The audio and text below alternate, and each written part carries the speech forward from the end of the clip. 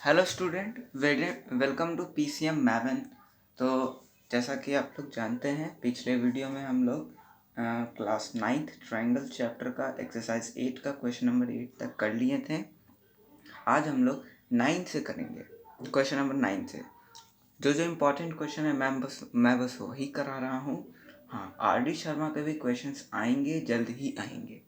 ठीक है, तो चलिए स्टार्ट करते हैं आज का वीडियो। क्या है 9th नंबर क्वेश्चन में क्या दे रखा है? देखिए, मैं क्वेश्चन नहीं लिख रहा हूँ, मैं आपको डायरेक्ट बता रहा हूँ कि of the three angles of a triangle one is twice the smallest and another one is thrice the smallest, find the angles. देखो क्या है कि इस क्वेश्चन में बोल रखा है कि तीनों एंगल ट्रायंगल में जो पहला है ना वो one is twice the smallest, मतलब जो पहला एंगल है ना वो छोटे वाले एंगल से दो गुना है। मतलब छोटे वाले एंगल को हम लोग x मान लेते हैं। Let the smallest angle be x degree. ठीक है, तो स्मॉलेस्ट एंगल को हम लोग मान लिए हैं x डिग्री। ठीक है, तो अपने आप जो पहला एंगल जो दे रखा है वो कौन सा हो जाएगा? फर्स्ट एंगल क्या हो जाएगा? ट्वाइस हो जाएगा। ठीक है, ट्वाइस हो जाएगा। और अनदर एंगल मतलब सेकंड मान लो, सेकंड एंगल क्या हो जाएगा? थ्राइस द स्मॉलेस्ट, मतलब तीन गुना। तो एक तो एंगल x हो गया और पहला वाला एंगल दो गुना हो गया और दूसरा वाला एंगल तीन गुना हो गया। ठीक है, तो अब तो हम लोग को पता है angle A plus angle B plus angle C equal to 180 degree होता है। यहाँ पे आप लोग पुट कर लीजिए, आ जाएगा आपका आंसर। सबसे स्मॉलेस्ट हम लोग C को मान लिए। ठीक है, यहाँ से x का वैल्यू 30 डिग्री आ जाएगा, तो एंगल A का वैल्यू क्या हो जाएगा? एंगल A ये है, एंगल A का वैल्यू हो जाएगा 60 डिग्री। एंगल B का वैल्यू हो जाएगा कितना? 90 डिग्री। और एंगल C का वैल्यू हो जाएगा हमारा 30 डिग्री। तो देखो छोटा वाला एंगल के डबल है ये और इसी के तीन गुना है ये। तो यहाँ पे हमारा 9th क्वेश्चन सॉल्व हो जाता है और हम लोग नेक्स्ट क्वेश्चन की ओर बढ़ते हैं। देखो 10th क्वेश्चन उतना कुछ खास नहीं है। बोल रखा है राइट एंगल ट्रायंगल है, एक एंगल एक्यूट एंगल है। तो पता ही है राइट एंगल ट्रायंगल में एक एंगल 90 डिग्री होता है, एक एंगल 53 दे दिया है। तो आप लोग दूसरे वाले एंगल निकाल सकते हैं। तो ये आपका होमवर्क है, इस एंगल को सॉल्व कीजिए, इस क्वेश्चन को सॉल्व कीजिए और कमेंट में आंसर दीजिएगा। चलिए हम लोग आते हैं क्वेश्चन नंबर 9th हो गया, 10th हो गया, 11th थोड़ा इम्पॉर्टेंट है। ये आपके क्वेश्चन में आने की संभावना ज़्यादा रखता है। कैसा? ये 11th क्वेश्चन क्या बोल रखा है कि if one angle of a triangle is equal to the sum of the other two, show that the triangle is right angle triangle. ये क्वेश्चन थोड़ा है अजीब सा है, आप लोग को लग रहा होगा, लेकिन कुछ अजीब सा है नहीं। देखो सीधा स्टेटमेंट को लिखना है, हमको ले आना है। देखो कैसे, एक एंगल है ट्रायंगल का जो कि दो एंगल के सम के बराबर है। एक एंगल है ए, वो बाकी के दोनों से सम के बराबर है। ट्रायंगल में तीन होते हैं A B C.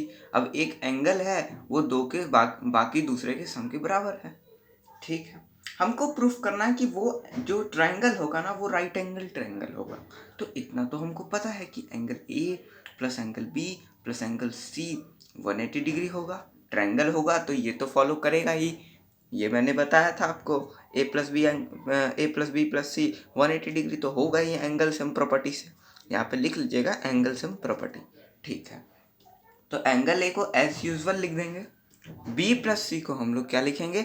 B plus सी को देखो एंगल ए लिख सकते हैं क्योंकि इन दोनों का सम ए के बराबर है। तो लिख दो angle A equal to 180 degree. तो देखो two angle A equal to 180 degree, यहाँ से एंगल ए क्या निकल गया? 90 डिग्री। अब यहाँ तो प्रूफ हो गया, क्योंकि हमको क्या बोल रहा है प्रूफ करने की ट्रायंगल राइट एंगल है। राइट एंगल कब होता है? राइट एंगल तब होता है जब ट्रायंगल में कोई भी एक एंगल 90 डिग्री हो जाए। तो हैंस लिखेंगे, hence triangle this triangle is right angle triangle. खत्म। ठीक है, अच्छा अब हम लोग 12 नंबर बताते हैं। 12 नंबर भी बहुत इंपॉर्टेंट है। ठीक है, क्या करना है इसमें प्रूफ करना है कि if each angle of a triangle is less than the sum of other two, show that the triangle is acute angle triangle. अब ये कैसा क्वेश्चन है? हाँ, तो देखो स्टेटमेंट समझो कि ट्रायंगल में तो तीन ही एंगल होंगे, एंगल ए, एंगल बी और एंगल सी। बोलो, ट्रायंगल में ये तीन एंगल तो होंगे, ठीक है। क्वेश्चन में क्या बोल रखा है कि each angle of a triangle is less than the sum of other two. मतलब ईच एंगल मतलब एंगल ए जो होगा ना वो दोनों के सम के क्या है, लेस देन द सम, मतलब दोनों के सम, मतलब बाकी दोनों का सम करेंगे तो उससे भी कम है ये। मतलब angle B plus angle C को अगर सम करते हैं तो एंगल ए छोटा आता है, ऐसा बोल रखा है।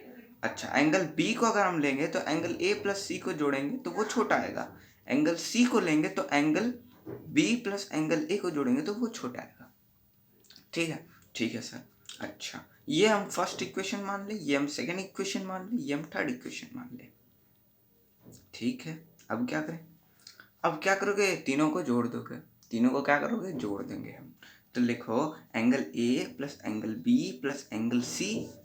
ठीक है, ऐसे यहाँ पे देखोगे तो एंगल बी दो बार तो टू एंगल बी। अच्छा, एंगल ए दो बार two angle A, angle C दो बार टू एंगल सी। ठीक है, अब angle A plus angle C तो 180 डिग्री ही होगा, ये तो 180 डिग्री ही होगा, तो लिख दो 180 डिग्री। अच्छा, ये लिख दिए। अब यहाँ से टू कॉमन ले सकते हैं हम लोग, सीरीज वाइज लिख लो, बी ए सी लिखा हुआ ए बी सी लिख लेते हैं हम लोग। ठीक है। अच्छा, जब भी ऐसे ग्रेटर देन लेस देन हो और सामने काटने वाला तो आप काट सकते हैं, ये रूल है। ठीक है, तो आप यहाँ काट दीजिए तो 90 डिग्री। ठीक है, तो angle A plus angle B plus angle C. Sorry मैंने कुछ गलत कर दिया है। यहाँ पे हम सब नहीं लेंगे, हम कोई एक से भी बना सकते हैं, ये तीनों से बनेगा ही नहीं। मैंने गलत कर, तो इसको आप काट लीजिए, ये नहीं होगा। बस एक ही इक्वेशन से बन जाएगा, ये दो इक्वेशन फालतू का आ गया। कैसे इससे बनाएंगे? तो देखो एंगल ए हाँ less than angle B plus angle C है। ठीक है, तो एंगल ए है ना, तो एंगल ए को इधर क्या हम लोग एंगल ए जोड़ सकते हैं और इधर भी एंगल ए जोड़ देते हैं, मतलब दोनों तरफ हमको एंगल ए जोड़ देना है। ठीक है, मेरा थोड़ा गलती से आंसर मिस्टेक हो गया था, कोई दिक्कत नहीं है। हम क्या करें कि ये इक्वेशन उठाएं और इसमें इधर भी एंगल ए जोड़ दिए, इधर भी एंगल ए जोड़ दिए। बोले क्यों जोड़े सर? क्योंकि देखो ये अब हम कुछ कर ही नहीं सकते हैं इसमें। यहाँ पे देखो अगर हम एंगल ए इसमें जोड़ते हैं, ठीक है, तो इसमें भी तो जोड़ना ही पड़ेगा ना, क्योंकि अगर तुम जैसे 2+2 है, ठीक है, जैसे देखो तुम देखो 2+2 है, ठीक है, और इधर भी 2+2 है। अब यहाँ तो 4=4 ही होगा ना। ठीक है, अगर हम इसको 6 बनाना है हमको तो हम इधर 2 जोड़ेंगे, लेकिन क्या ये बैलेंस हुआ? नहीं बैलेंस हुआ, तो 2 हमको इधर भी जोड़ना ही पड़ेगा। तो इस वजह से मैंने यहाँ भी क्या किया, एंगल ए इधर भी जोड़ा, एंगल ए इधर भी जोड़ा। ठीक है, तो देखो यहाँ पे 2 एंगल ए बना। हाँ, अच्छा, angle A plus angle B angle C 180 degree होगा। अब मैंने आपको बताया था कि आप काट सकते हैं, तो एंगल ए क्या हो गया? लेस देन हो गया 90 डिग्री से। अब मान लो एंगल ए 90 डिग्री से कम हो गया, तो ऑटोमेटिकली ऑल एंगल्स हाँ, तो एंगल ए 90 डिग्री से कम हो गया तो ऑटोमेटिकली जो ट्रायंगल होगा, जो हमारा ट्रायंगल बनेगा, वो अपने आप ही एक्यूट एंगल ट्रायंगल हो जाएगा। तो hence this triangle is acute angle triangle. ठीक है, तो बस इसमें इतना ही करना था। मैंने गलती से थोड़ा बढ़ा दिया तो कोई बात नहीं। ठीक है, ये आप सही मेथड है, ये बनाइए, ये बहुत इजी मेथड है। ठीक है, उसी तरीके से हम लोग 13 नंबर भी बनाएंगे। 13 नंबर भी वही शायद है। ठीक है, 13 नंबर में बस ग्रेटर देन बोल दिया, मतलब इस बार angle A angle B angle C था एंगल, तो एंगल ए क्या बोला? एंगल बी प्लस सी से बड़ा है। ठीक है, तो क्या करेंगे, एंगल ए इधर भी हम लोग जोड़ देंगे और एंगल ए इधर भी हम लोग जोड़ देंगे। ठीक है, और यहाँ पे 2 एंगल ए हो जाएगा, यहाँ पे 180 डिग्री हो जाएगा, तो यहाँ पे एंगल ए क्या हो जाएगा? बड़ा हो जाएगा, 90 डिग्री से बड़ा हो जाएगा। तो हम समझ गए ये ऑब्ट्यूस एंगल ट्रायंगल है। तो लिख लेना आप लोग, ये क्या है? This triangle is obtuse angle triangle. ठीक है, समझे? अच्छा, 14 नंबर अब हम लोग आते हैं 14 नंबर। बहुत ही इजी सा प्रश्न है, कैसे हम लोग बनाएंगे देखो। डायग्राम बनाना बहुत जरूरी है। डायग्राम लिखो, गिवन लिखो, ये सब चीज लिखोगे, मार्क्स भरपूर मिलेंगे आपके एग्जाम में। ठीक है, देखो ये डायग्राम मैंने बना लिया। हम लोग को निकालना है angle ACB, okay, BAC and ACB, ठीक है। तो ये डायग्राम बनाने मेरे पास यहाँ जगह नहीं है, तो मैं नहीं उतना बना पा रहा हूँ। तुम लिखना, डायग्राम बना के इधर लिखना, फिर गिवन लिखना क्या क्या दे रखा है, फिर फाइंड लिखना। टू फाइंड क्या करना है हम लोग को, तो एंगल BAC को फाइंड करना है और एंगल ACB को हम लोग को फाइंड करना है। ठीक है, कोई दिक्कत? तो कैसे करेंगे, यहाँ पे सॉल्यूशन देके लिखना कि हम लोगों ने एक थ्योरम पढ़ा था। क्या पढ़ा था कि angle ABC plus angle BAC बराबर होता है एंगल ACD के। ये थ्योरम मैंने पढ़ा था, बगल में आप डब्बे में भी लिख देना। ठीक है, तो मतलब ये एंगल है और ये एंगल है, इन दोनों का सम ये होता है।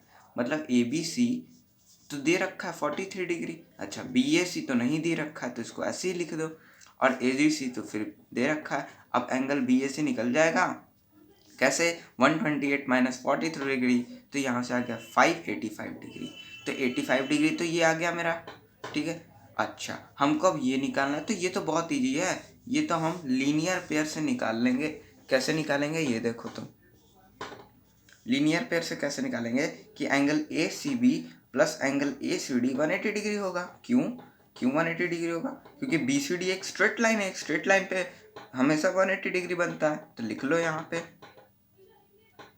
यहाँ पे, ठीक है। अच्छा ACB हम लोग को निकालना है, ये 128 डिग्री है, ये 180 डिग्री है। अब क्या करो, ACB निकालने के लिए 180 में 128 माइनस कर दो, क्या आ जाएगा आप लोग का 52 डिग्री। तो ये भी आंसर हो गया। तो ये सारे क्वेश्चंस हैं जो कि आपके इम्पोर्टेंट है, आपके एग्जाम में आ सकते हैं। ठीक है, 15 नंबर भी इसी तरह का है, आप लोग का होमवर्क रहेगा।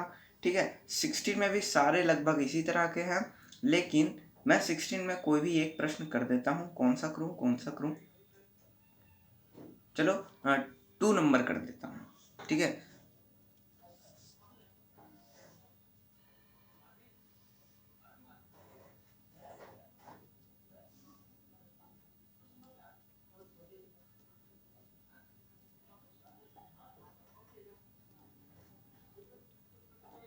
तो ये मैंने डायग्राम बना लिया है, यहाँ पे भी आप लोग लिख लेना। 16 का 2 है ये। ठीक है, यहाँ पे भी आप लोग लिख लेना। यहाँ पे वैसे कुछ गिवन नहीं दे रखा है, सीधा फाइंड क्या कर लेना हम लोग को, x डिग्री ना, तो x ये तो लिख लेना, फाइंड x डिग्री। ठीक है, ये क्या है तो देखो, इसमें भी वही थ्योरम लगेगा। देखो क्या ये जो है एक एक्सटीरियर एंगल, अच्छा एक सवाल हम देते हैं, क्या ये एक्सटीरियर है?